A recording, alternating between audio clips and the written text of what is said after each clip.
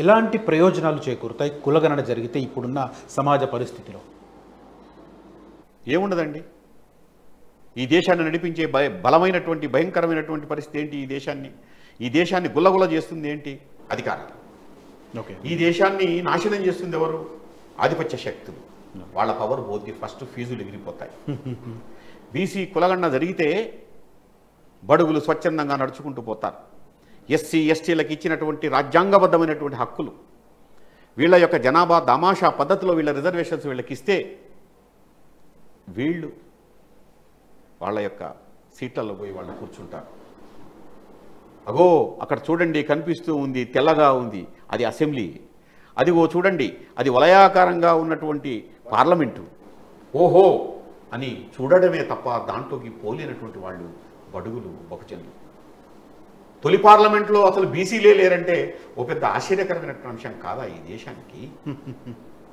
ఎందుకు ఎందుకు ఎందుకు ఉండరు?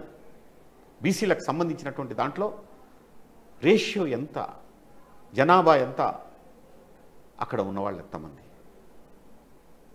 కాబట్టి దేశ సమగ్రతకు సంబంధించిన అంశం ఇది, దేశ స్థిరత్వానికి సంబంధించిన అంశం ఇది, బడుగులకు సంబంధించినటువంటి అంశం ఇది.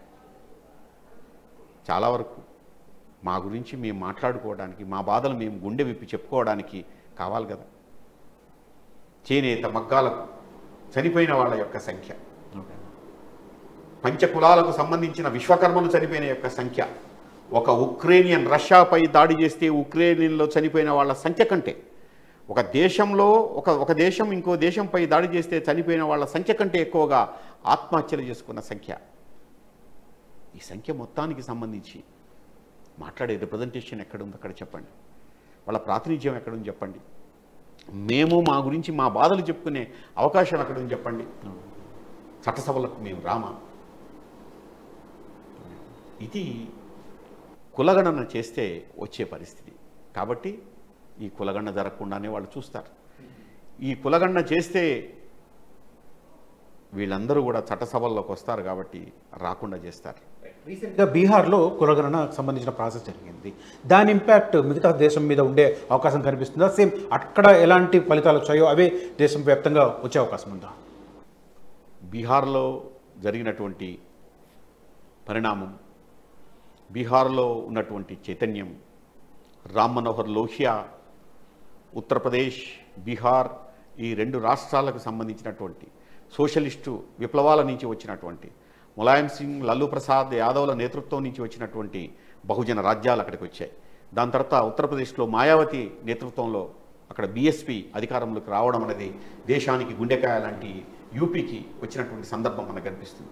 అట్లాగే బీహార్లో కర్పూరి ఠాకూర్ దగ్గర నుంచి చాలా వరకు ఎవరు పట్టించుకున్నటువంటి రోజుల్లో ఒక ముఖ్యమంత్రిగా ఉన్నటువంటి కర్పూరి ఠాకూర్ ఎంబీసీల గురించి తొలిసారిగా పట్టించుకున్నాడు. మోస్ట్ బ్యాక్వర్డ్, అత్యంత వెనకబడ్డటువంటి బలహీనులకు సంబంధించినటువంటి అంశాన్ని తీసుకొచ్చాడు.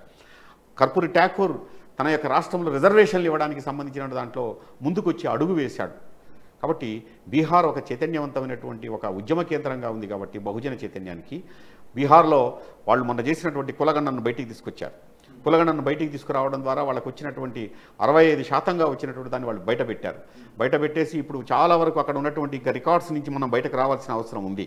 చాలా వరకు విద్యా ఉద్యోగ విషయాలలో 65% ఇంప్లిమెంటేషన్ చేస్తామని చెప్పారు. ఇది కాకుండా అగ్రవర్ణ కోటా కింద ఇచ్చినటువంటి వాళ్ళకి ఎకనామిక్ ఈబీసీకి ఇచ్చేటువంటి 10% కూడా ఇస్తున్నారు. కాబట్టి ఇటీవల చాలా వరకు మనం బీహార్ నుంచి వస్తున్నటువంటి సమాచారం ఏంటంటే ఇటీవల టీచర్ పోస్టుల యొక్క రిక్రూట్మెంట్లో వీళ్ళకు 65%కి సంబంధించిన రిక్రూట్మెంట్ ఇచ్చారని చెప్పేసి అనుకున్నారు. కానీ ఈ కులగణన జరగగానే వెంటనే ఆధిపత్య వర్గాలు చేసే పని ఏమిటంటే అంటే కోర్టులకు పోతారు. కోర్టులకు పోయి కోర్టులో దాన్ని ఆఫ్ చేస్తారు. మళ్ళీ బీహార్కి సంబంధించి కూడా కోర్టుకు పోయినటువంటి సందర్భం మనం స్పష్టంగా చూస్తున్నాం. కాబట్టి బీహార్లో జరిగినటువంటి పరిణామం, అట్లాగే సిద్దిరామయ్య కూడా తను ముఖ్యమంత్రిగా ఉన్నప్పుడు, ఇప్పుడు కాదు ఇంతకు ముందే ముఖ్యమంత్రిగా ఉన్నప్పుడు అక్కడ అతను కులగణనకు సంబంధించినటువంటిది చేశారు. తర్వాత వచ్చిన ప్రభుత్వం దాన్ని కోల్డ్ స్టోరేజ్లో పెట్టింది. ఇప్పుడు సిద్దిరామయ్య ఆ యొక్క కులగణనను బయటికి తీస్తారా లేదా అన్నటువంటి విషయాన్ని చూడవలసిన అవసరం ఉంది. కాబట్టి ఇది దేశవ్యాప్తంగా జరగాల్సినటువంటి ఒక జాతీయ ఉద్యమం కూడా. ఈ జాతీయ ఉద్యమానికి సంబంధించినటువంటి పాదులు వేయవలసిన పరిస్థితి కూడా ఉంది. ఎందుకంటే కులగణన ఈ దేశంలో ఉన్నటువంటి 70 కోట్ల మందికి సంబంధించిన అంశం కాబట్టి మనకు ఆంధ్రప్రదేశ్ తెలంగాణనే కాదు మొత్తం దేశవ్యాప్తంగా జరగాల్సినటువంటి కార్యక్రమం. కాకపోతే ఏమిటంటే వీళ్ళు ఇప్పుడు ఎన్నికల్లో మీరు ఇందాక అన్నటువంటి పార్లమెంట్ ఎన్నికల్లో ఏంటంటే ఆల్టర్నేటివ్ నినాదాలు వాళ్ళ దగ్గర ఏమి లేవు. గరీబీ హఠావోలు అయిపోయాయి, అన్ని నినాదాలు అయిపోయాయి, జై జవాన్లు అయిపోయాయి, జై కిసాన్లు అయిపోయాయి, అన్ని నినాదాలు అయిపోయాయి. ఇక ఆల్టర్నేటివ్ నినాదాలే లేనటువంటి గ్యారంటీ పథకాలు వచ్చాయి. ఇది కూడా పనిచేయదన్న పరిస్థితిలో వచ్చినప్పుడు ఈ 70 కోట్ల మంది ఉన్నటువంటి బీజేపీని తమ వైపు తిప్పుకోవడానికి చేస్తున్నటువంటి అతిపెద్ద ప్రయోగంగా దీన్ని కులగణన ఈరోజు దేశం యొక్క ఎజెండా మీదకి తీసుకొచ్చి వాళ్ళు చేస్తున్నారు. మరి ఇప్పుడు కులగణన జరుగుతుందంటే ఇప్పుడు చూడాలి, ఏ రకంగా చేస్తారో చూడాలి. అసలైన తొలి వెలుగు. ఫాలో వాట్సాప్ @తొలి వెలుగు official.